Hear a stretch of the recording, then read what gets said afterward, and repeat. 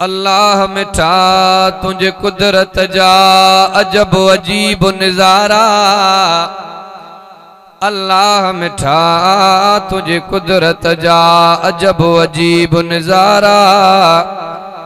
किथे वण वण कार जा किथे बर पट पर कख डिठा कारा।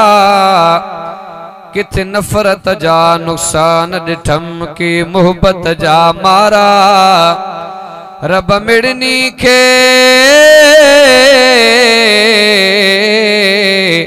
तुझा सहारा तू कादिर कुल कायनात जो।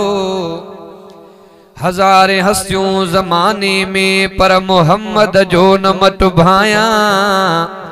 घुम्यो अरबी जे धरती ते मिट्टी सुरमो करे पाया। सराज उन घोट जो उम्मती आया कंदो महशर अंगल अल्लाह सां। खीर खालिस न मिले त खीर जो फायदो कहिड़ो। चंगो हुजे त चंगाई न करे इन मीर जो फायदो कहिड़ो। इल्म हुजे अमल न हुजे इन पीर जो फायदो कहिड़ो। मजाजी मोहब्बत में पान चीर जे इन चीर जो फायदो कहिड़ो।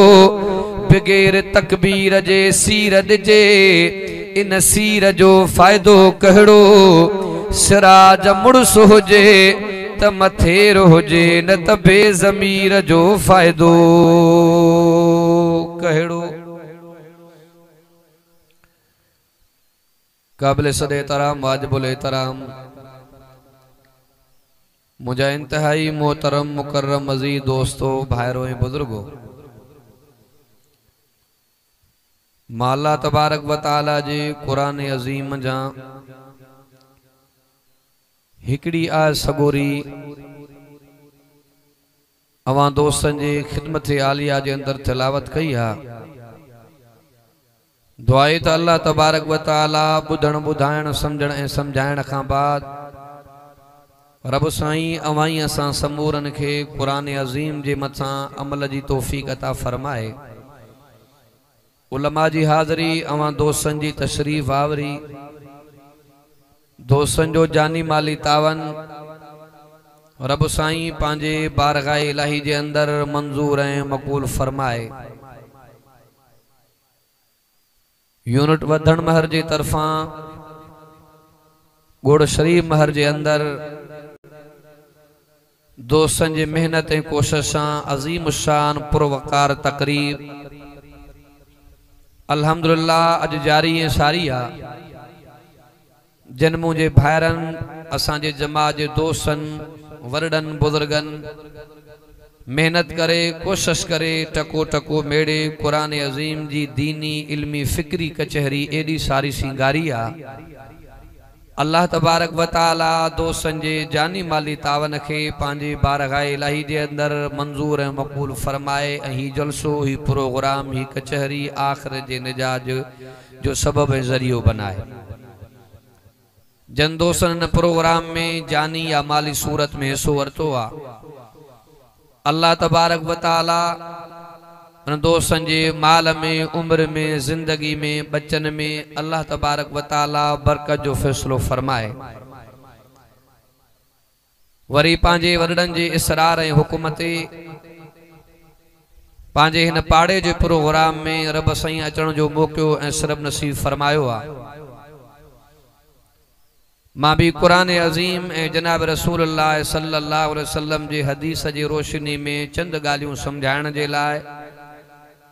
अवां दोस्तन जे खिदमत जे आलिया जे अंदर हाजिर थियो आ। अल्लाह तबारक व तआला जेको चवराए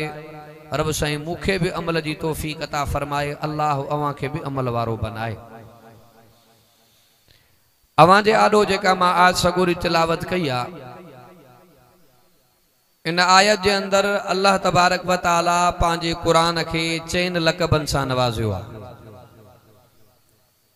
पेरे नंबर ते रब तो फरमाए त कुरान मां अल्लाह जी तकरीर आ।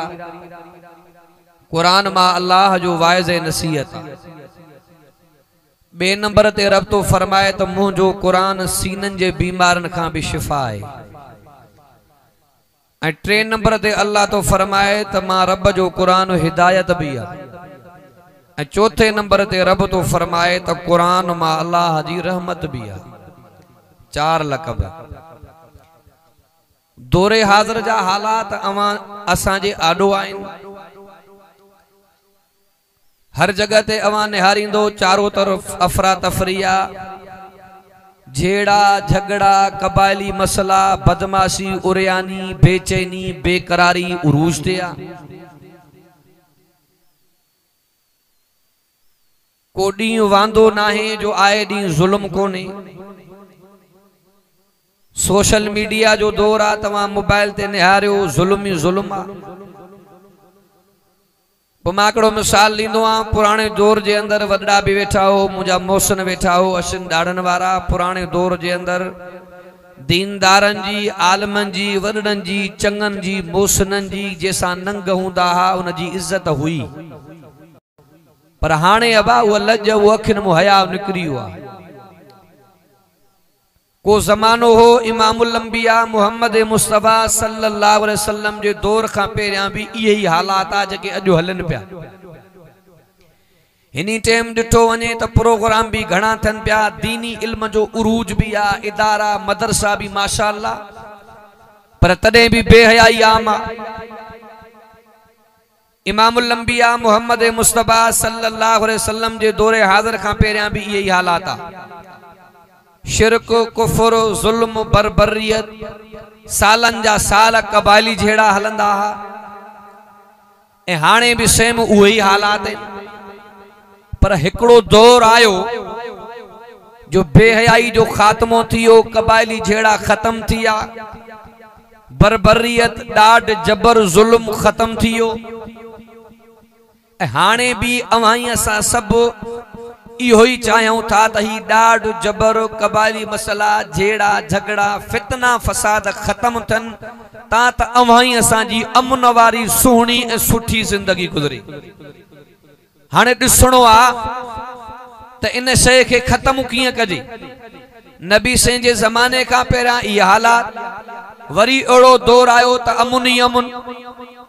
वो अमुन तॾहिं थियो जॾहिं इमामुल अंबिया मुहम्मद मुस्तफ़ा सल्लल्लाहु अलैहि वसल्लम दुनिया जे तख़्ते ते आया त नबी साईं हिकिड़ो नुस्खो इस्तेमाल कयो। वो नुस्खो कहिड़ो आहे? वो कुरान वारो। इमामुल अंबिया मुहम्मद मुस्तफ़ा सल्लल्लाहु अलैहि वसल्लम जॾहिं कुरान जो वाइदो, कुरान जी दावत ॾिनी, हकीकत के ॾिठो वञे मां अवां खां पुछां थो अबा जेको अल्लाह जे कुरान खे सम्झंदो त उहो ज़ुल्म कंदो? हा बा, जेको रब जे कुरान के समझंदो वो मानू मारींदो? जेको अल्लाह जे कुरान के समझंदो के गरीब जा हक खवाइंदो?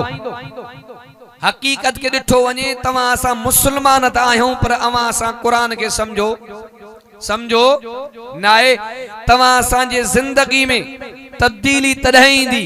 इनकलाब तॾहिं ईंदो जॾहिं तव्हां असां अल्लाह जे कुरान के समझंदासीं। समझो था ना बा, जॾहिं तव्हां असां रब जे कुरान के समझंदासीं। जेकॾहिं चाहियो था तब्दीली अचे, जेकॾहिं चाहियो था हकीकी इनकलाब अचे त अज़ीज़ो हिन अल्लाह जे कुरान के समझो। इमामुल अंबिया मुहम्मद मुस्तफ़ा आमद मुस्तफ़ा सल्लल्लाहु अलैहि वसल्लम जो सहाबी रसूल हुजूर जो सहाबिया हजरत जुबैर बिन मुतइम बिन अदी रज़ी अल्लाह तआला अल्लाहु अकबर कबीरा। पाक नबी इमामुल अंबिया मुहम्मद मुस्तफ़ा आमद मुस्तफ़ा सल्लल्लाहु अलैहि वसल्लम जो मोतबर सहाबिया हजरत जुबैर बिन मुतइम बिन अदी रज़ी अल्लाह तआला फरमाईंदो पयो अल्लाहु अकबर कबीरा। उलमा का ॿुधंदा जॾहिं इमामुल अंबिया मुहम्मद मुस्तफ़ा आमद मुस्तफ़ा सल्लल्लाहु अलैहि वसल्लम जे सहाबा जंग बदर जे अंदर 70 काफर कत्ल कया, 70 के कैदी बनाए। दिलबल नबी इमामुल अंबिया मुहम्मद मुस्तफ़ा आमद मुस्तफ़ा सल्लल्लाहु अलैहि वसल्लम दे वठी आया। नजर तक जा मां त हिय चवंदो आगे सहाबा कणा हा पर ईमान पहाड़ हा। सहाबा थोरा हा पर ईमानी गैरत वडी। अल्लाह अकबर कबीरा। आने फलस्तीन जे अंदर कहरा जुल्मा सितमा पर अज जा मुसलमान कुशण जे ला तैयार न आहिनि। अज जा मुसलमान ॻाल्हाइण जे ला तैयार न आहिनि। इमामुल अंबिया मोहम्मद मुस्तफा अहमद मुस्तफा सल्लल्लाहु अलैहि वसल्लम हिकड़े ॾींहं ते नबी पाक सल्लल्लाहु अलैहि वसल्लम सहाबा जे कचहरी में अजीब जुमला फरमाया। इमामुल अंबिया फरमायो साहबियो को दौर ईंदो ज़मानो ईंदो कुफर मुसलमान ते हावी थी वेंदो। हुजूर जो सहाबिया अर्ज़ कंदो पियो आका कुर्बान वञा उन टेम ते मुसलमान थोड़ा हूंदा या घणा। दिलबल नबी इमामुल अंबिया मुझे सरवर नबी अनवर नबी दिलबल नबी इमामुल अंबिया मोहम्मद मुस्तफा अहमद मुस्तफा सल्लल्लाहु अलैहि वसल्लम फरमायो साहबियो मुसलमान घणा हूंदा। आका जॾहिं मुसलमान घणा हूंदा पर कुफर हावी कीअं थी वेंदो। दिलबल नबी इमामुल अंबिया मुझे नबी पाक जा जुमला हुजूर फरमायो उन्हनि जे दिलनि जे अंदर दुनिया जी मोहब्बत घर करे वेंदी। उन्हनि जे दिलनि जे अंदर दुनिया जी मोहब्बत घर करे वेंदी। माना नफ्सन सां प्यार कन्ना दुनिया सां प्यार कन्ना दुनिया जे मोहब्बत ऐं प्यार जे करे बुज़ल बणजी वेंदा। अकेला अकेला थी करे टुकड़नि में तक़सीम थी करे कुफर को मार खाईंदा। अज़ीज़ो ज़मानो कलंदो पियो आहे। अल्लाह अकबर कबीरा है उहा हुजे या अबू बकर सिद्दीक़ जो ज़मानो अमीर उमर जो ज़मानो मीर उस्मान जो ज़मानो मुर्शिद अली जो ज़मानो नज़र त गजा रोज़ानो अवां मोबाइल ते ॾिसंदा हूंदो नंढा नंढा बच्चा नंढियूं नंढियूं न्याणियूं चीर जी रहियूं आहिनि कपजी रहियूं आहिनि पर कोई मुसलमान ॻाल्हाइण जे लाइ तयार न आहे। पर हाल मुंहिंजो मौज़ू हलंदो पियो आहे। जंगे बदर जे अंदर इमामुल अंबिया मोहम्मद मुस्तफा सल्लल्लाहु अलैहि वसल्लम जे सहाबा 70 काफिर कत्ल कया 70 के कैदी बनाए। इमामुल अंबिया मोहम्मद मुस्तफा ने आया नजर तक जा। हालांकि अगला काफिर पैसे में भी जोर आ अकुल में भी जोर आ नजर तक जा। वडे वडे ताकत वारा कवि काफिर पर दिल बन नबी इमामुल अंबिया मुझे हुजूर जा तंदु सहाबा एडन तवंग न रखे लित रहणी नबी पाक सल्लल्लाहु अलैहि वसल्लम ने कैदी बनाए आया 70 कत्ल थिया 70 हुजूर रे कैदी बनजी आया। हुजूर जो सहाबी हजरत जुबैर बिन मुतइम बिन अदी रज़ी अल्लाह तआला नो फरमाईंदो पियो अल्लाह अकबर कबीरा। इमामुल अंबिया 70 कैदन ते नजर फेराईंदे हुजूर सहाबा के फरमायो जुबैर के मस्जिद नबी जे पिलर सां बदलो नजर त गजा। हुजूर जो सहाबी अते जुबैर बिन मुतइम बिन अदी तो फरमाए इमामुल अंबिया हुकुम फरमायो मुंहिंजा हथ रस्सी सां बधा पयान मस्जिद नबी जे सुतून सां बदलना पिलर सां बदलना मगरिब जे नमाज जो टाइम थियो। इमामुल अंबिया मोहम्मद मुस्तफा सल्लल्लाहु अलैहि वसल्लम मुसल्ले ते आया नजर तक जाओ सहाबी तो फरमाए मगरिब नमाज जो टाइम आओ अजीजो जेकरे तमा सारा रब कुरान के समझो भाव भाव जो वेरी न बन गया जे कुरान के समझो पाड़े ते जुल्म न कयो जेकरे कुरान ते समझो एक बे ते सितम न कयो जेकरे रब जे कुरान के समझो सूद जो कारोबार न कयो। अज जो मुसलमान नजर तक जाओ मारो मारी करने में अव्वल नंबर मुसलमान सूद जे कारोबार में अव्वल मुसलमान ठगी जे कारोबार में अव्वल मुसलमान कत्लो गारत में अव्वल मुसलमान नजर तक जा हर फितने फसाद में मुसलमान पेरे नंबर दे अजीजो वजह केड़ी नबी भी असा जो सुनो दीन भी असा जो सुनो कुरान भी असा जो सुनो वजह इया तमा सा रब जे कुरान के समझो ना है। अते जुबैर बिन मुतइम बिन अदी तो फरमाए मुझे कुफर जो जमानो पर आल मस्जिद नबी पिलर सा बदो पियो इमामुल अंबिया मोहम्मद मुस्तफा मगरिब जी नमाज मुसल्ले ते पढ़ाई साहबी तो फरमाए इमामुल अंबिया मोहम्मद मुस्तफा कुरान जी तिलावत कई अलम्द पूरो करे उन्हीं का बाद इमामुल अंबिया सूरह तूर जी तिलावत कई साहबी तो फरमाए मोहम्मद भी अरबिया कुरान भी अरबिया मुझी बोली भी अरबिया। इमामुल अंबिया कुरान जने पढ़ंदा सात मंजर होंदो अज जो कारी कुरान कुरान पढ़ंदो आ लूह लूह ठही पवंदी आ अज जो कारी कुरान पढ़ंदो आ अखिन मो पानी वही वेंदो आ हा जे नबी इमामुल अंबिया मोहम्मद मुस्तफा ने कल्बे अतर ते कुरान नाज़िल जो मुझो मोहम्मद जरे कुरान पढ़ांदा होंदा अजीब मंदर होंदो साहबी तो फरमाए माजी बोली भी अरबी आ कुरान भी अरबी आ मुझो मोहम्मद भी अरबी आ सूरह तूर जी इमामुल अंबिया तिलावत कंदा बयान साहबी तो फरमाए मां कुरान जे माना के समझो आ कुरान जे मतलब के समझो आ कुरान जे मफहूम के समझो आ हजरत जुबैर बिन मुतम बिन अदी रज़ी अल्लाह तआला अन्हु फरमाइंदो पियो आ एड़ो त कुरान असर क्यो जिगर पियो छॾे एड़ो तो कुरान असर जो मुझे अखिन मोज़ारो कतारो पानी वही आयो दिल बन नबी इमामुल अंबिया मोहम्मद मुस्तफा नमाज जने पूरी कया दिल बन नबी इमामुल अंबिया निगाह नबूवत सा जो निहारो जुबैर जे अखिन मो पानी वहंदो पियो आ मुझे दिल पर नबी फरमायो मुझे सोने नबी फरमायो मुझे सरवर नबी फरमायो मुझे दिल पर नबी फरमायो मुझे अफसर नबी फरमायो मुझे आका फरमायो मुझे सजन फरमायो मुझे साईं फरमायो जुबैर साजे करे रोंदो पियो आहे आका आका कुर्बान वन्या सिर्फ एतरा जुमला चई करे अखिन मो पानी वहंदो पियो आहे नबी पाक सल्लल्लाहु अलैहि वसल्लम फरमायो जुबैर भला कज़ाए हाजत जी जरूरत आहे आका नन्ना जरूरत ना आहे नबी पाक फरमायो भला भूख तड़पायो आहे आका नन्ना जरूरत ना आहे भला पानी जी उन लगी आहे आका कुर्बान वन्या न कज़ाए हाजत जी जरूरत आहे न भूख लगी आहे न उन लगी आ आका अज तो मोहम्मद जे कुरान के समझो आ आका माजे मतो कुरान असर क्यों आ आका मां के भी कुरान सिखा इमामुल अंबिया फरमाया जुबैर पेरा कलमो पो कुरान पेरा कलमो पो कुरान अल्लाह अकबर कबीरा इमामुल अंबिया मोहम्मद मुस्तफा शफकत फरमाए सहाबा के फरमायो जुबैर जे हथन के खोलो हत जुबैर बिन मुतम बिन अदी रज़ी अल्लाह तआला अन्हु नजर तकजा हथड़ा खुलिया खुली कचहरी में नबी पाक सा वेठो आ जे अतयात में अदब सा वेंदो आ इमामुल अंबिया मोहम्मद मुस्तफा सल्लल्लाहु अलैहि वसल्लम जे आडो वेठो आ कलमो पढ़ी मुसलमान बन जियो अजीज कुरान समझ में आयो मोमिन बन जियो कुरान समझ में आयो मुवहिद बन जियो कुरान समझ में आयो शिरक का बेदार थियो कुरान समझ में आयो कुफर का बेदार थियो अल्लाह अकबर कबीरा अदे कलमो न होयो त मानो कुफर में हा शिरक में आ माना कलम कुरान न होयो अजीजो कुरान न होयो त मानो भिटकला असां कुरान हुंदे सुंदे असारा छडे आओ छाजे करे इन जे करे त तमा सा रब जे कुरान के समझो ना बियो कड़ो वाक्यो इंदो आ अल्लाह अकबर कबीरा बुखारी शरीफ जो वाक्यो आ एकड़ो नबी जो सहाबी आ अते उस्मान बिन अफ़्फ़ान रज़ी अल्लाह तआला अन्हु हुजूर जे दौरे हाज़िर जो दामाद आ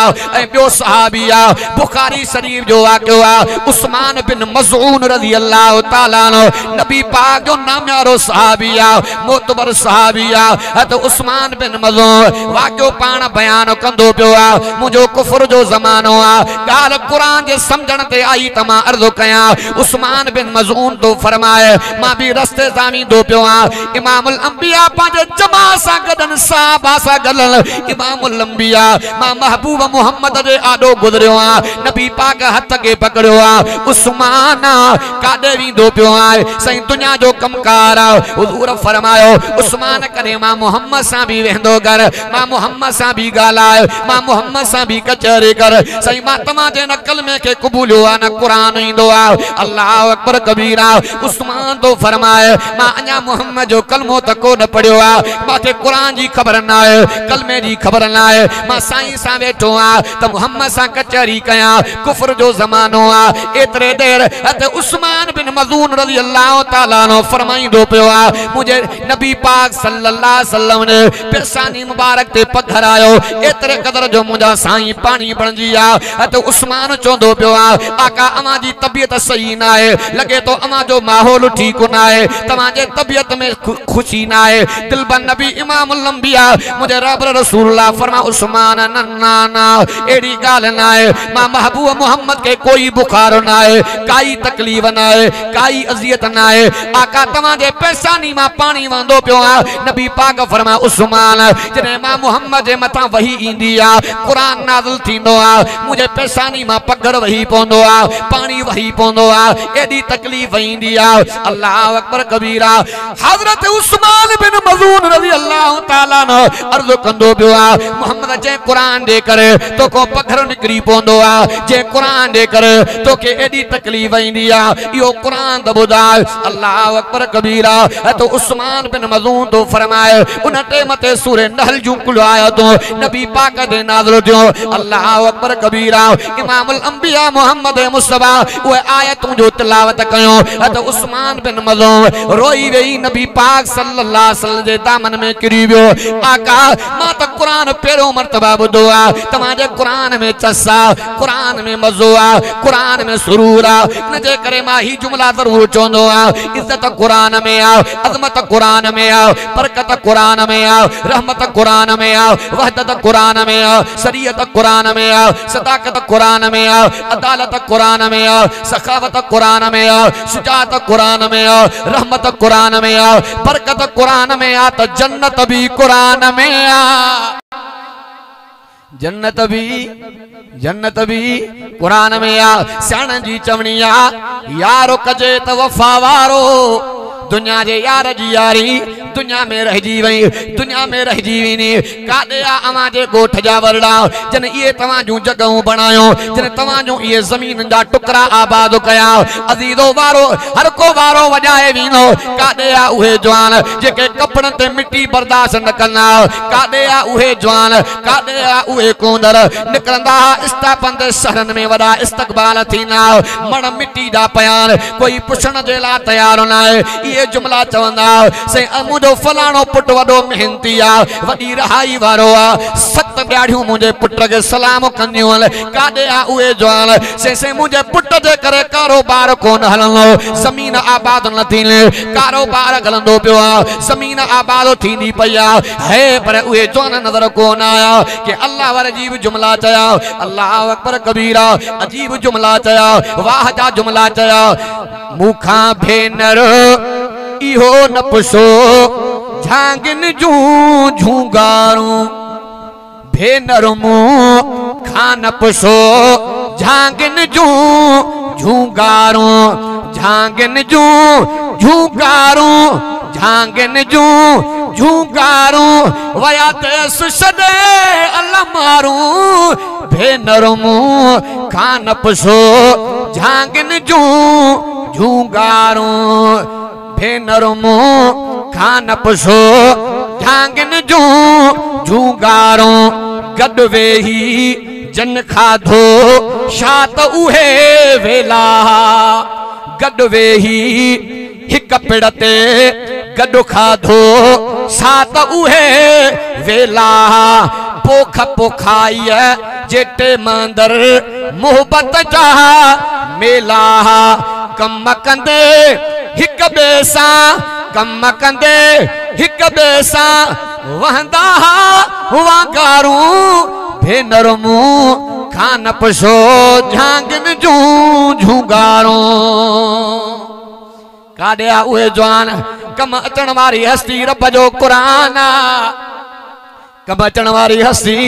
रब जो क़ुरान मां हिकिड़ो मिसाल ॾींदो आहियां अल्लाह अकबर कबीरा पंहिंजे ॻोठ जो आ कबीले जो आ क़ौम जो आ अगरि कंहिंजो बच्चो आ अगरि सादो आ कॾहिं कॾहिं ईअं बि चवंदा आहियूं हे चरियो जिन आ पर जिन वाह जो तंग कयो आ चवंदा आहियूं न भागा को जिन आ पर मां त ईअं थो चवां क़ुरान जिन बि सुधारे छॾिया बसि असां कोन सुधरिया हा भई असां वरी चवणी आहे त फलाणो चरियो आहे जिन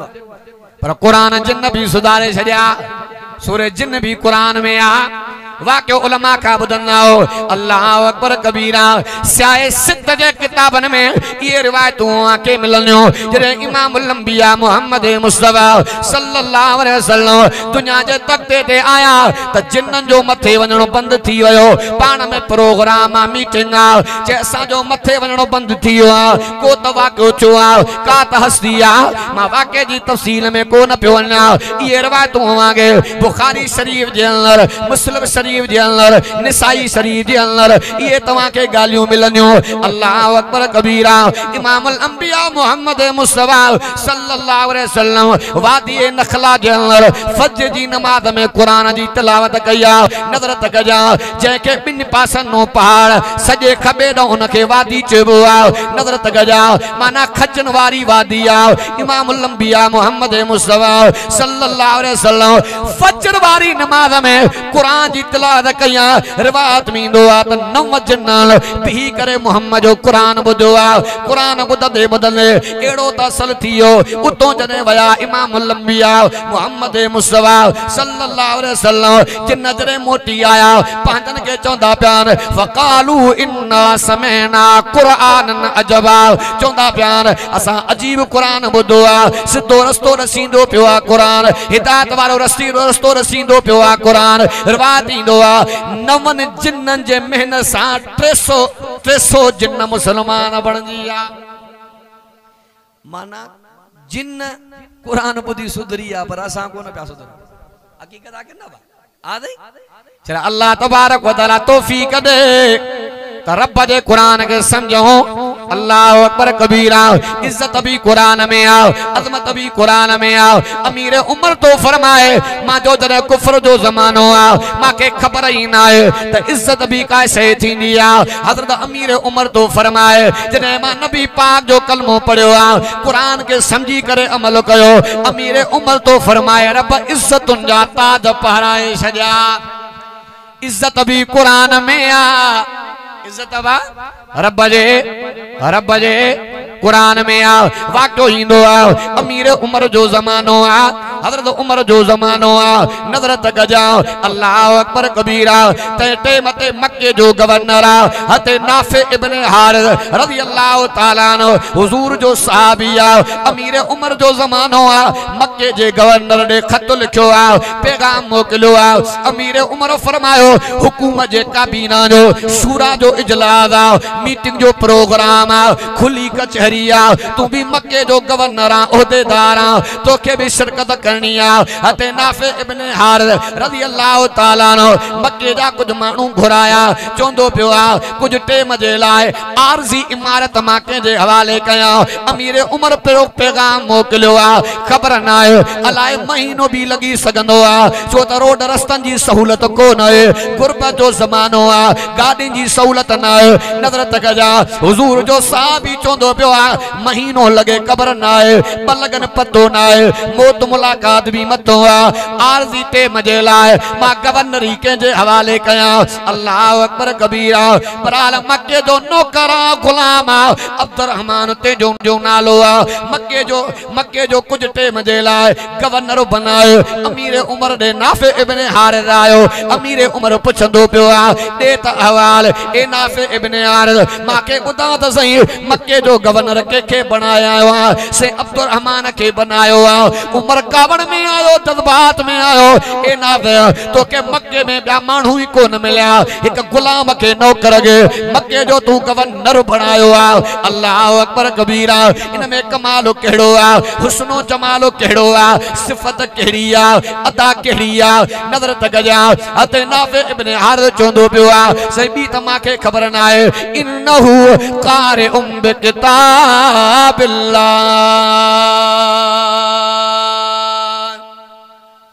बी त खबर ना है साईं पर कुरान जो कारी आ कुरान जो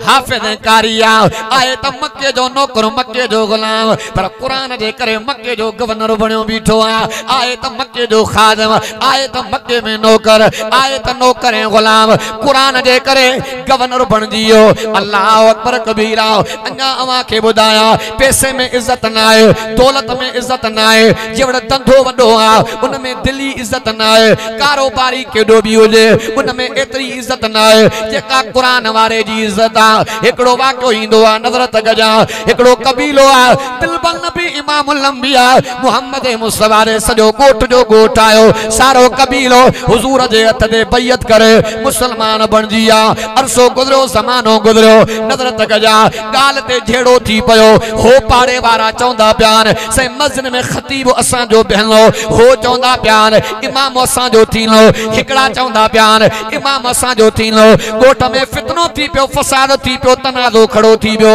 नबी पाक दे गजी आया आका इमाम ते झेड़ो आ से खबर न थी पवे हो पाड़े वारा चौंदा प्यान इमाम असा जो मुकर्रर थीनो हो चौंदा प्यान इमाम असा जो मुकर्रर थीनो दिलबल नबी इमामुल अंबिया सजे कबीले के घुरायो गोठ के घुरायो नजर ते गजा ही जत्तो वेठो आ दिलबल नबी इमामुल अंबिया मुझो दिलबल नबी सुनो मोहम्मद रबी सामो भी करे नबी पाक तकरीर फरमाए वायद फरमायो हुजूर फरमायो तमा जो इमाम ते झेड़ो आ खतीब ते झेड़ो आ नबी पाक फरमायो हाने तमा बुधायो त तमा मा कुरान केड़ो सोहणो पढ़ंदो आ कुरान केड़ो सोहणो पढ़ंदो मिस्कीन आ एकड़ो कुर्तो फाटो पियो आ कमीज फातल आ उन टोले उन जथे जे आखिर में वेठो आ ई बा हाथ वकोड़ियो एडो गरीब आ मिस्कीन छो ता बा सणभे मानू के हर को साईंदो मिस्कीन के हर को बि थोडींदो आहे वो आखिर में वेठो आ नबी पाक 3 मरतबा फरमायो आहे तो मा जो मा मोहम्मद के कुरान सुनो बुधाए हजरत आमिर रज़ी अल्लाह ताला नु परेगा अंगुर मथे के आ क्या बेंजी द खबर ना है पर मा कुरान डाडो सोनो पढ़नो बुलंद आवाज इमामुल अंबिया मोहम्मद मुस्तफा सल्लल्लाहु अलैहि वसल्लम के जरे कुरान बुधाए त मुझो मोहम्मद भी रोई पयो इमामुल अंबिया मोहम्मद मुस्तफा सल्लल्लाहु अलैहि वसल्लम फरमायो अंत इमामुहुम हुजूर फरमायो तू गोठ जो इमाम कबीले जो इमाम कौम जो रहबरा अल्लाह अकबर कबीरा हजरत आमिर तो फरमाए मां एतरो मिस्कीना गरीबा कुर्ते के चचू लगलान कपड़ा तो फाटलन मां के कोई भर में वेणो बर्दाश्त न कनो नबी जो सावी हते आमिर तो फरमाए जने मां मोटंदो पयो आ हो पाड़े वारा शिकींदा प्यान इमाम साहब असा दे अगो हलो तवा के मोहम्मद चूंडियो आ हो शिकींदा प्यान से असा जो इमाम वडो रहबरा से असा दे अगो हो पाड़े वारा चौंदा प्यान से असा दे अगो आमिर तो फरमाए अखन मो पानी वही आयो पाजो पान के चाबो आमिर तू तो मिस्कीन आ गरीब आ तोके तो धिकींदो हर को अज इज्जत थी तोके कुरान दे करे हते आमिर तो फरमाए हर को पाड़े वारो चौंदो पियो आ नबी जो साहब तो फरमाए तेरे मां ज़ुहर जी नमाज जो पढ़ी आ अज नबी मां जे इमामत में नमाज पढ़ी एकड़ो चौंदो पियो आ से आए तो गोठ जो इमाम पर तुजा कपड़ा तो फाटलन तुझे कपड़ के चत्यून ये मुक्तदी कादे आन हते आमिर तो फरमाए उन्हीं टेम ते सजी जमात चंदो करे माके चादरा पहरायो कपड़ा पहराया हते आमिर तो फरमाए मां एतरो मिस्कीन कपड़ा भी सोहना लिबास भी सोहनो जेके मानू कद वेणो बर्दाश्त न कंदा खुदा मुझे कदमन में कूंधर केराया त इज्जत रब जे कुरान जिया इज्जत रब जे इज्जत अबा इज्जत रब जे कुरान जिया अजीजो पांजे बच्चन के कुरान पढ़ायो आने मदरसा जे अंदर इदारन जे अंदर दाखिला शुरू थी चुकी आ अल्लाह अकबर कबीरा जेके बारडान एकड़ो बच्चो मदरसे जे हवाले करे जेके 3 बारडान कम से कम हिकु त मदरसे जे हवाले करे साईं कारी मोहम्मद अली मदनी रहमतुल्लाह अलैह फरमाइंदा वो चंगा चंगा होशियार शोरा साफ सफाई वारा वो कॉलेज में सेटिंदा दे मजूर सादड़ा गरा गंजा बुहण जे मोलन जे मुंह में आए ना बा आ जाई साईं मोहम्मद इस्माइल चाचड़ रहमतुल्लाह अलैह जैमे शरीफा में पढ़ाइंदा उन्हीं का बहुत दारुल हुदा जा उस्ताद होया ठेड़ी में से फोथी आ असा जा साईं उस्ताद होया बिनी जंगन को मजूर ओ फरबुदाइंदा पाण वाक्यो असा सबक पढ़ंदा से साईं वड मास्टर तुलूम मा पढ़ियो मुतवसत जो सबक और फरमाइंदा वा तेरे मां मदरसे मजदूर जंगन का अबो तमारे निहारींदो कोन हो 4-4 5 महीना गुजरी वेंदा पर अंबड़ कुराड़ी पई पंधड़ा कंदी हां साईं हो जेके मुंजा बाहरा को एकड़ो स्कूल में अंग्रेजी उस्ताद हो बियो को कराची के सुठी ड्यूटी पर आखिर में उन कुराड़े अबे के वो मजदूर पियो पाले हां साईं वो साईं बुधाइंदो सबकन में अबा औलाद अल्लाह देवन पांजे बच्चन के दीन पढ़ाए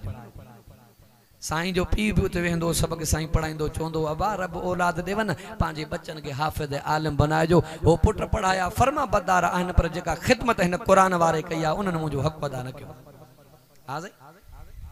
चल अल्लाह तबारक व तआला समझ दे तौफीक दे रब जे क़ुरान के समझूं मुंड में जे मां वायदो कयो आ एकड़ी अर्ज़ कयो आ एकड़ी आयत अवां जे आडो तलावत कई इन आयत जे अंदर अल्लाह तबारक व तआला इन कुरान के चेन लकबन सा नवाजो आ फिर इन तरफ तो फरमाए कोल रब जो कुरान फरमाए बिस्मिल्लाहिर रहमानिर रहीम या अय्युहन्नास कद जाअतकुम मौइज़तुम मिर रब्बिकुम। रब तो फरमाए कुरान में अल्लाह जो वायद नसीहत तकरीरा अब आए जलसो थियो होंदो जरूर पेरिया सलाह मशवरो थियो होंदो अब प्रोग्राम थे तो सालानो मौलवी केड़ा होजन आ को चोंदो से फलाणो आलम भली तकरीर कंदो आ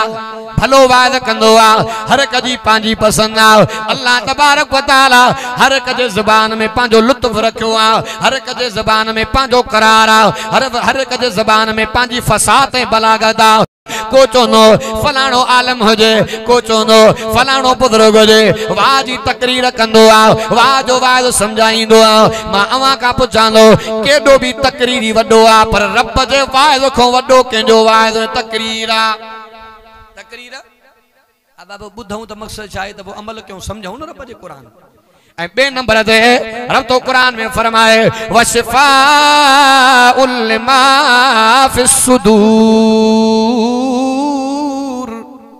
रब तो फरमाए मां अल्लाह पांजे कुरान में सीनन जे बीमारन का भी शिफा रखी आ सीनन जे बीमारन जो इलाज भी रब जे कुरान में आ हदीसुन जे किताबन में ये गाजू तवा के मिलनो केतरा ही मानो नबी पाक देईंदा एकड़ो शख्सा मुझे साईं दे आयो आका कुर्बान वल्या से इलाज मां डाडो करायो आ पर सीने में सूर आ डाडो दर्द आ नबी पाक फरमायो त कुरान जी तिलावत घणी कंदो कर। डॉक्टर साहब रहमतुल्लाह अलैह को वाक्य बुधाइंदा डॉक्टर साहब रहमतुल्लाह इतना खुतबा पढ़ंदो न साईं जो तकरीरूं जेके हाने किताबी शक्ल में आयूं जो मां मुतालो कयो तो डॉक्टर साहब रहमतुल्लाह अलैह फरमाइंदा त माके 4 साल कन्नन में सूर हो एतरे कदर जो मां जरे तड़ो कंदोम तो वो कपह जा पोपा तेल में बोड़े उनके मरोड़े पो कन्नन में विझी पो तड़ो कंदोम को पानी जो चुको न पईजी वने शदीद एडी तकलीफ फरमाइंदा त रतो ईंदो मुझे कन्नन फरमाया रमजान मुबारक जो महीनो आ मां उम्रे ते हरम पाक जे हमामन में तड़कण जे लावेम त कपा कढी करे मां तेल में बोड़े हेडो भी विधी त एकड़ो अरबी होजे पर कुराड़ो होजे हथ को अते चे मुल साहब हे छा तो करे जैसे कनन में सूर आ हे कनन में पोपड़ा वजा तो पानी न चुको अंदर वने तकलीफ शदीद आ डाडो सूर आ जी छा कंदो आ तालीम केतरी दी डॉक्टर साहब रहमतुल्लाह अलैह फरमाया सही सनो सको अल्लाह कुरान जो कम वठे तो पढ़ो इलाज बुधाए तो मौली साहब पढ़ो तू रब कंदो वरी सूर न थींदई डॉक्टर साहब सही में डाडो इलाज चौथों साल माके तकलीफ आ तो कर बिस्मिल्लाहिल्लज़ी ला यज़ुर्रु मा इस पढ़ंदो कर टे पारी जी नमाज को पो रब कंदो वरी सूर न थींदो। डॉक्टर साहब फरमान मां हथ के वतो मां ते मौली साहब मां या केतरो ही मर्तबा पढ़ी आ जे काबे जे रब जो कसम अज पढ़ सूर न थींदो। डॉक्टर साहब रहमतुल्लाह अलैह फरमाइंदा छो त डॉक्टर उन पाए जो बुजुर्ग हो जगे अल्लाह एडो मकाम नो त डॉक्टर में भी त विलायत हुई न वो तवक्कली भरवसे वारो आलम हो वो फरमाइंदा मां कपा के कड़ी लमड़ नो मास वो आयत पढ़ी करे तड़ कयो फरमाइंदा मुजी जिंदगी गुजरी वरी अल्लाह दे मदद सा वरी कनन में सूर न पई शिफा छा में आवा कुरान में वरी फरमाइंदा त आबाद रोड ते मदरसो गुलाम मुस्तफा साहब जो इते मां जलसे में कई तकरीर में वणन में देर त सैयद अब्दुल कयूम साहब जे फरमायो जे डॉक्टर साहब मानू तो जे इंतजार में दी गुजरियो आखिर में पोतो आ मानू कावड़ा वेठा दी वो फरमान बाबा मां के सूर आ साईं एतरे कदर जो बुधाने बा हौड़ ए मुहार सुजी वे पासो मुजो सुजियो सैयद अब्दुल कयूम साहब जो एकड़ो साईं वडन जो नुस्खो जाए तो डॉक्टर इनी अंदाज में वितर जी नमाज पढ़ वरी रब कंदो तो के हौड़ ए मुहार में सूर न थींदो वितर इनी हिसाब से पढ़ंदो कर पेरी में जो रकात में इजाजा नसरुल्लाह बी में तबद आखिर में टी में कुल वल्ला पढ़ंदो कर इनी अंदाज में डॉक्टर साहब फरमाइंदा मां वितर जेसी ते मुझे जिंदगी रही मां पढ़ंदो रहम अल्लाह दे मदद से वरी मां के कदे होड़ में सूर न पयो पतो पयो तो शिफा भी कुरान में आ। शिफा भी अब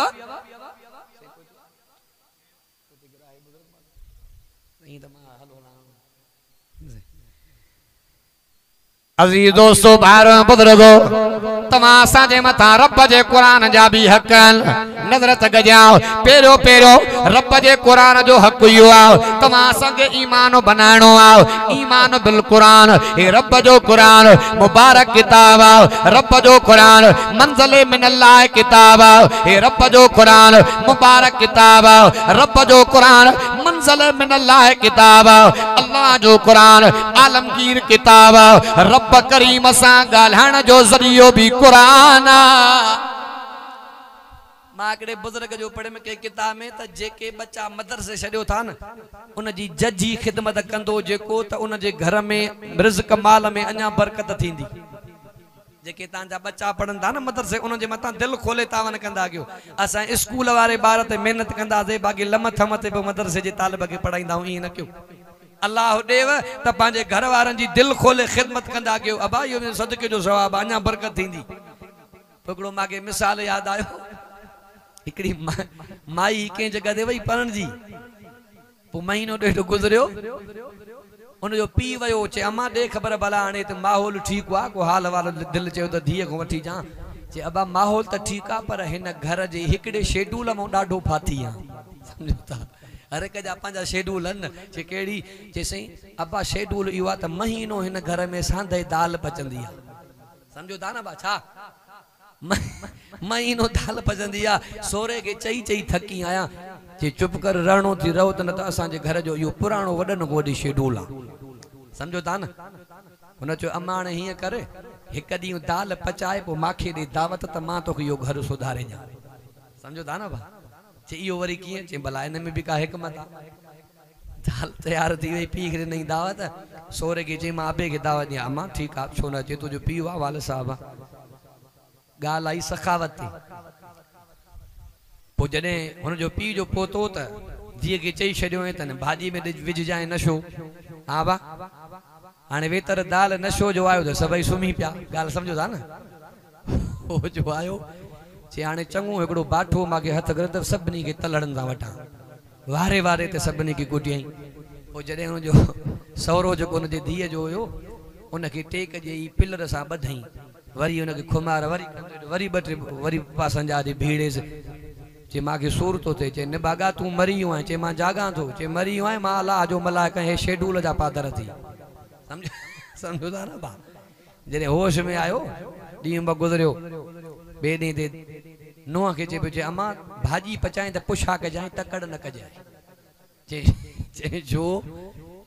चए अम्मा अॼु दाल न पचाइजांइ। चए अब्बा शेड्यूल आहे न। चए शेड्यूल खे भाउ हेॾे मां कल्ह वॾो अज़ाब ॾिसी आयो आहियां दाल जो।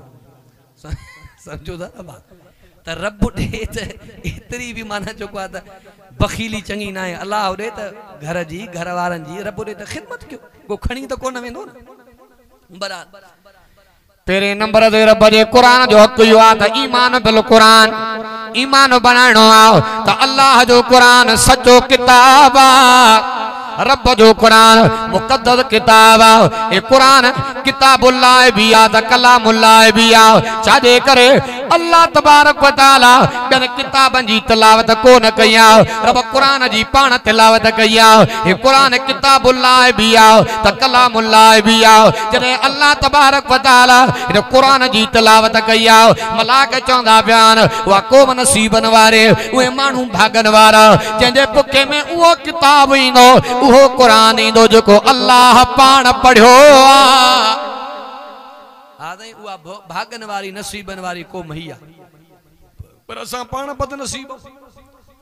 हाँ साईं मां त ॾिठो आहे मदरसनि में मस्जिद जी कमेटी में बि गिड़ गिड़ उहे कंदा थी जेके टको कुझु न अचे। सम्झो था न। पर हाणे शुरूआत थी आहे हीअ सलीम जान मज़ारी ईद पाण पढ़ाई ख़बर पए वाला कोन। असां वैसे ॿिए ॾींहं ते मौलाना नूरमहमद लोलाई जी दावत ई पोइ चइबो साईं हीअ ईद सलीम जान मज़ारी पढ़ाई आहे। मां वीडियो मोकिलियो त मुंहिंजो अबा सुठी शइ आहे शुरूआत थी। हाँ साईं शुरूआत सुठी शइ आहे। बराबरि एॾे बि कोन था वञूं। तो ये कुरान किताबुल्लाह बिया त कलामुल्लाह बिया। अल्लाह तबारक व तआला इन कुरान जी पाण तिलावत कई आ, नज़र त कजा इन कुरान जे हिफ़ाज़त जो ज़िम्मो कंहिंजो आ, रब करीम पाण खणी छॾियो आ। बोल रब जो कुरान फरमाए इन्ना नानु नज़्ज़लना ज़िक्र व इन्ना लहू लहाफ़िज़ून। अब तो फरमाया कुरान के नाजुल भी मां कयो आ त हिफ़ाज़त जो ज़िम्मो भी माला जो। मक़सद चवण जो इहो आहे त कुरान ॿुधूं त ज़रूरत बि छा आहे अमल जी आहे। बुज़ुर्ग तकरीरा करे करे मौलवी के वया के वञनि पर माण्हू कोन पिया सुधरनि। अञा वरी जेको तकरीर करे लही वेंदो न पोइ अजीब क़िस्म जो ॻाल्हियूं थींदियूं तबसरा थींदा। मां चवंदो आहियां जेको हिते वेह त ख़बर पए ॿुधाइण तकरीर करण बि का मामूली ॻाल्हि न आहे। हिकिड़ी जगह ते को चौधरी हुयो मौली साहब खे ॾिनई दब जे अॼु को तूं तकरीर न कंदो कर चे छो चे मूंखे सेखारे बसि मां पाण कंदुमि तकरीर तव्हां मुलनि जी ज़रूरत कोन्हे। सम्झो था न भा हाँ तकरीर त सिखी वियो चे भला हाणे धड़क मां जी कोन थी भॼे चे छो चे माण्हू जे अॻियां अचां थो त मूंखे वॾी दहशत थिए थी। चण हीअं करे मां ॾिसी आयो आहियां त तुंहिंजे पोख में गोभी बीठी आहे पोइ शाम जो हाली गोभीअ में वाइज़ो कर। सम्झो था न भा हाली धड़क पंहिंजी भञ पोइ शाम जो डेलीअ जी गोभी जे पोख में तकरीर करे जुमे ते आयो त पघर वई ॾगा पियो ॾकनि पोइ चवणु लॻो साईं गोभी गोभी आहे पर माण्हू माण्हू। हा वेह त पतो पवे न गड़बड़ करणु सवली आहे मुला ते तंज़ करणु सवली आहे जेको हिन सीट ते हिन कुर्सी ते वेह पतो पवे तो क़ुरान कीअं ॿुधाए। मां त चवंदो आहियां जस आहे आलमनि खे जो महिनत करे कोशिश करे शहर में कंड कुड़स में गोठन में वञी करे अल्लाह जो कुरान ॿुधाइनि था। अल्लाह पाक शर उलमा जी महिनत पंहिंजे बारगाह इलाही जे अंदरि मंज़ूर मक़बूल फरमा। ऐं ॿिए नंबर ते रब जे कुरान जो हक़ इहो आहे त कुरान खे सम्झणु ज़रूरी आहे ऐं इहो बि कुरान जो हक़ आहे त कुरान जी तिलावत मां हिकिड़ो वाक़ियो ॿुधायां थो रमज़ान मुबारक जे महीने में मां संगत खे ॿुधायो शहदादकोट साइड मौला मुझे इस्माइल मारफानी ॿुधाए पियो त कुरान पाक कणक जेको रखियो हो मथों उहो थ्रेशर में अची वियो कुरान ज़रा ज़रा थी। तव्हां असां मुस्लमान एतिरे हद ताईं पहुता आहियूं। हे कुरान को पोखनि ते रखण जो किताब न आहे। मां तही बि मिसाल ॾींदो आहियां महीने में अध में हफ़्ते में घर जो फर्नीचर साफ़ कंदो पर कुरान जे गिलाफ कपड़े ते मिट्टी चढ़ी वेंदी आहे पर मुस्लमान कुरान खे संडण जे लाइ फूकण जे लाइ तयार न आहे। इहो कुरान जो हक़ आहे त कुरान जी तिलावत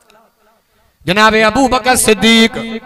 रज़ी अल्लाह ताला अन्हु जॾहिं हुज़ूर जो कलमो पढ़ियो आहे पुछंदो पियो आहे आका कुर्बान वञा मुंहिंजी ज़िम्मेवारी कहिड़ी आहे मुंहिंजो कमु कहिड़ो आहे। नबी पाक सल्लल्लाहु अलैहि वसल्लम फरमायो अबू बकर जेको कमु मां मुहम्मद करीम जो आहे उहो कमु तो अबू बकर जो आहे। तबलीग करणु मां मुहम्मद जो कमु आहे तो अबू बकर जो कमु आहे। क़ुरान ॿुधाइणु मां मुहम्मद जो कमु आहे तो अबू बकर जो कमु आहे। उहो जनाब सिद्दीक़ अकबर रज़ी अल्लाह ताला अन्हु घर जो कमकार कंदो पियो आहे तिजारत कंदो पियो आहे दुकान हलाईंदो पियो आहे तॾहिं बि रब जे क़ुरान जी तिलावत जारी आहे। उमर साईं जॾहिं कलमो पढ़ियो हुज़ूर फरमायो उमर तुंहिंजो बि मके में नालो धाको तोखे कहिड़ी शइ झुकाए मां मुहम्मद जे कदमनि में आंदो आहे। उमर जो आका उहो अल्लाह जो क़ुरान रब जो क़ुरान हज़रत उस्मान रज़ी अल्लाह ताला अन्हु दुनिया जे अंदर रहा सामे क़ुरान बणजी आ नासरे क़ुरान बणजी आ वींदे वींदे शहीद क़ुरान बणजी आ अली मुर्तज़ा शेर खुदा रज़ी अल्लाह ताला अन्हु एतिरो त क़ुरान पढ़ंदा मुंहिंजी तबीयत आ मुंहिंजी आदत आ हज़रत अली जे मक़ाम ते मां ज़रूर ॻाल्हायां चो अली अली आ हक़ जो वली आ शेर जली आ न कर नफ़रत हेॾे हली आ जे तोॾे बि हैदर अली अली आ त हेॾे बि हैदर अली अली आ। अम्मा फातिमा थी फरमाए हैदर करार जॾहिं घरों निकिरंदा त क़ुरान जी तिलावत शुरू कंदा मुंहिंजी अम्मा थी फरमाए जॾहिं मुंहिंजो अली मोटंदो त क़ुरान जो ख़त्म पूरो कंदो। मोमिन मुबारकूं पंहिंजो अली आ मोमिन मुबारकूं पंहिंजो अली आ हथड़ो खणी चो चो पंहिंजो अली आ जन्नत उन्हनि जी आ जंहिंजो अली आ असां जी जमात हैदरन जी जमात हा सही असां हैदर करार जा परवाना दीवाना मस्ताना जेकर मुझे साईं फरमायो त अली मां मोहम्मद मुस्तफा जे उम्मत जो काजी आ जज आ अली जेड़ा केर फैसला करे सकंदो बा हा सही हिते अगर फैसलो कंदो त गरीब जे ला बियो फैसलो अमीर जे ला बियो फैसलो हाणे त बाबा नालो न था वठूं फैसले करण वारा भी माल ते हेरी पिया समझो था ना ॾिठो ॿुधो हूंदो फैसला अॼु कल्ह ॾिसनि था बरात हैदर करार शेरे खुदा रज़ी अल्लाह ताला जड़ा फैसला केरो कंदो अकुल ते गाल अची वई हिकड़ा व्यापार करण वारा माण्हू अमीर उम्र दे आया टे व्यापारी हा सेसा उठन जो व्यापार कंदाऊं 17 उठ व्यापार में बचान टे व्यापारियों उठ खपाइणा भी ना आहिनि कुहणा भी ना आहिनि कियां विरहायो असां जो मसलो हल कोई कोन पियो करे अमीर उमर फरमायो इहो फैसलो अलील मुर्तज़ा पाण कंदो उठ घणा बा 17 उठ घणा 17 आया सही असां टे भाई वाराऊं हिकड़ो चेदो मुंजो अधु आ बियो चेदो मुंजो टियों हिस्सो आ टियों चेदो मुंजो सतों हिस्सो आ उठ कुहणा भी ना आहिनि खपाइणा भी ना आहिनि तक़सीम कीअं कयूं हज़रत उमर फरमायो फैसलो अलील मुर्तज़ा कंदो ये न हो तो उमर के फैसलो करना पियो अचे उमर भी गवी हो उमर भी सालिक हो पर यारन जी पाण में यारी ही कदे करे एड़ियूं गालियूं थींदियूं उमर फरमायो यो फैसलो अली मुर्तज़ा कंदो अली से फरमायो उठा घणा बचान जैसे 17 एकड़ो चेदो मुंजो अधु आ बे चेदो मुंजो टियों हिस्सो टियों चेदो मुंजो सतों हिस्सो विरहाणा इए हन तक़सीम करना इए हन कोहंदासे भी कोन खपाइंदासे भी कोन ठहूं न था तक़सीम कीअं कयूं अली मुर्तज़ा पांजे खादम पांजे गुलाम कंबर के घुरायो अली से फरमायो तो वट एकड़ो उठ बीठो आ न घर जे अंदर साईं बीठो आ जेका आया 17 उठ कतार में बीठा 17 में एक विजो घणा थींदा बा 18 ओ कंबर जो उठ भी अली साईं उन व्यापारन जे उठन में गड्यो 18 थी पिया अली से फरमायो जे जो अधु आ वो काथे आ वरी आयो अली से फरमायो तू पांजो अधु खण अरडन मो नव वया बाकी घणा बचा बाकी नव बचा एकड़ो फारिग थियो बाकी व्यापारी ब बचा अली से फरमायो जो टियों हिस्सो आ शव ठकणी बाकी पोइते घणा बचा नव नमा शवया हां बा टे सते जो हिस्सो घणो थींदो ब हां बा ब फारिग थिया बाकी बचो सते से वारो अली से फरमायो पोइते उठ घणा सही टे तुजो हिस्सो ते सतों सते में तो के ब उठ ईंदा ब उठ उनके मिलिया हिकु कंबर के व्यापारी पाण में टड़ थी मोटिया यो मुझे अली जी हिकमत आ अली जी दानाई आ अली जो इल्म आ अकुल आ अली जड़ा फैसला केरो कंदो हां सही एकड़ो कुछ कबीले जा मानू अली सेंदे आया जैसे असा सफर में होयासे हुन कबीले में माई हिकड़ी पेट वारी हुन में भी के जगह रात पइजी वई अल्लाह जी कुदरत एक रात में हुन माई के भी पुट जाओ हुन के भी पुट जाओ बार प्या बई गड शी को झंग जो को जानवर जो आयो तो हिकड़ी जो बार जो खणी बई मायूं उथियूं त बार गड प्या बार ते जड़ो थी पियो ओ माई चे पे बार मुंजो वा तो जो बार वयो हो चे मुंजो वा हण हणा थी अध रात तई पर कबीले वारन इन फैसलो जो हल न कढी सकियो यो फैसलो भी आयो मुझे मुर्शिद अली वट अली मुर्तज़ा शेरे खुदा रज़ी अल्लाह तआला फरमायो जेड़े वारियूं मायूं सही है विच ते बार रखरायो मुझे मुर्शिद अली अली फरमाया जलाद के घुरायो बार जा बैसा कयो बैसा करे अधो हिस्सो इन्हीं के जो अधो न के जो एकड़ी माई उथी करे रोई पई हथ बदे अली से मुझो अर्ज़ा बार टुकर न कयो ज़बह न कयो जुल्म में शामिल आ नथी मुड़े त इन्हीं के दे माके अल्लाह यो दी मुझे हैदर करार शेरे खुदा रज़ी अल्लाह तआला फरमायो हुआ माई बाठन जी हकदार आ बार हिनी माई जो आ छो त जे जो खून हुंदो आ उनके तड़प थींदी आ कंज पहुचंदो आ तकलीफ ईंदी आ मुझे अली तो फरमाए रत हे खून जिगर हिनी माई जो आ सट हिनी के आई उनके कहका न आयो हिन माई दूध बधी आ हे बार हिनी जो आ वाह मुझा मुर्शिद अली तुझा फैसला आ गई पर अली भी दीवानो परवानो हिन कुरान के समझो हर शय अची वेंदी जगरे तवा सा कुरान के समझो से त इंशाअल्लाह अमन भी थींदो जगरे तवा सा कुरान के समझो से त कबाली जड़ा न थींदा जगरे तवा सा कुरान के समझो से ना इंसाफी बदमाशी उरियानी कोन थींदी माकड़ो मिसाल दींदो रहा तो हाने त उरियानी बदमाशी एतरिया जो बुजुर्गन को भी कोन था मुड़न हिमाड एकड़ो वीडियो पियो आ हाने बुधाइंदो रहा तो दोस्तन के ता डिठो तो मोबाइल ते हलियो आ एकड़ो दोस्त आए को खट जे पाए सा बधो पियो वीडियो माड़ मौजूद आ खट जे पाए सा जिंदा मानू के जालिम कोका थोणे कोका हिमाड पियो वास्ता तो अल्लाह जो वास्तो थे रब जो नालो थी मांखे सूर तो थे पर तदे बि ज़ालिम के कह का कोन थो क्यास कोन थो एहसास कोन थो ओ जिंद मानू के कोका बाद में माल के जने पुजे तो हे कमीस जो मथे को हे सर बैठो इन में पोयो पुठी में टुंग सोरा ये बदमाशी उरियानी तदे या जो तवा असा के इया खबर ना है त के मुसलमान भा के तकलीफ वजन जो अंजाम छाई केडो वडो गुनाह वा रसूलुल्लाह सल्लल्लाहु अलैहि वसल्लम फरमायो को ना को के मुसलमान जी इज्जत पामाल तो कर जन उन खुदा जे काबे के ट्राई पटु कर एडो वडो गुनाह तवा असा घट कई आ भाई ये इंसाफ भी तदे थींदो जने तवा असा कुरान के समझी करे पांजे जिंदगी में अल्लाह जे कुरान के कानून के मां मिसाल दियां तो पियो सही मसूद साहब को गाड़ी खसियो ना मां बार बार दियां तो समझाण जे ला ओ साईं बुधाए पियो मां को पुछो केरा चे सुमरो आ राशिद महमूद जो चाचो आ जैसे काबिल एतरामो पर कार्रवाई थींदी छा साईं जे बा वदन पिया चेन बागो जरे काबिल एतरामो पो कार्रवाई छाजी जे मसलो असे एडो पंध जो करे तो कुछ तो खई वने न अरे कुत्ता तो जो पीउ कमाए दइयो जो कुछ खई वने बदमाशी एडी आ जो हक तो गालाए त हक चवण भी माना जो कद गुनाह थियो हाने वकील सिर्फ सिंध के बारे में गलावा डिठो छा हाल थियो जो कराची हले तो मीडिया ते जो सचो गालायो न के धमकियों मैसेज दाबा वो मां तो चवा त एकड़ो आए जो कम तो जा निभागे जा किना हन जुनेद नाले हिन मोबाइल ते हले तो पर मां त चवा एडो किरियल मानू भी उन के मुंह जा मोचड़ा पे सिंध जे ला गलाए हां सही हाणे मां चवां बा रुमाल जो रंग अछो आ तव्हां जो अछो ना मां चवां हे आ पर जेको हक़ीक़त रंग जेकरे मां न मञा त पोइ तव्हांखे को असर पवंदो छा हा साईं हे के नाल ठहंदा पर तॾहिं बि क़ुरान भेड़ियूं था वञनि हेॾे त कोन था वञूं हे के तंज़ीम जो मसलो न आहे के जमा जो मसलो न आहे हे तव्हां सां समूरनि जो मसलो आहे उथी पओ हक़ जे ख़ातिर जान वई त सौदो सस्तो आहे हक़ जे ख़ातिर विढ़णो बि पवंदो आहे लड़णो बि पवंदो आहे इंशाअल्लाह जमीयत उलमा इस्लाम जे तरफ़ां उलमा जो सॾो थियो आहे मैदान मल्हायो आहे रत जे आख़िरी कतरे त इंशाअल्लाह पंहिंजे हक़ जे लाइ लड़ंदासीं विढ़ंदासीं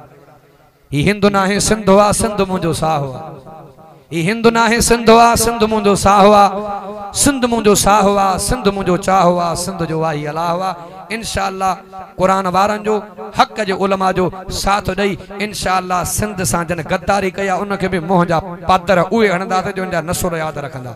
मां मिसाल ॾींदो आहियां सभु सिंधी हिक करा न भायो